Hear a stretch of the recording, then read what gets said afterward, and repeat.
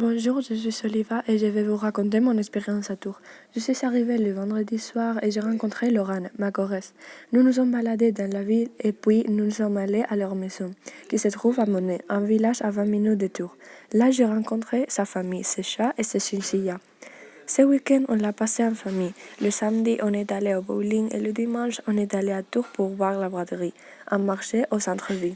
J'ai pu voir aussi la mairie et le palais de justice. Pendant les jours de cours, ma choresse et moi prendions les trains tous les matins, et puis on marchait vers le lycée.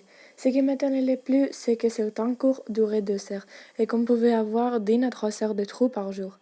On en a profité pour faire les devoirs, manger quelque chose en dehors du lycée, se promener dans la ville et visiter des musées. Je suis allée aussi voir ma choresse et sa sœur jouer au basket le mardi soir. Une autre chose différente, c'était la cantine. Les élèves de seconde mangeaient à 12h40 et on payait 4 € avec la carte de cantine du lycée. Les plats étaient bons, mais la file d'attente avançait très lentement. Le second week-end, le samedi, je suis allée visiter le château de Chenonceau avec ma choresse et sa famille. C'était un très beau château situé juste au-dessus du fleuve Cher. Il était entouré de grands jardins avec des fontaines et des potagers. Le dimanche, nous sommes allés visiter un festival de voitures américaines à 30 minutes de la maison. J'ai pu voir des très vieilles voitures, des motos et des camions. Il y avait des camions où on achetait des burgers et des petits magasins de souvenirs.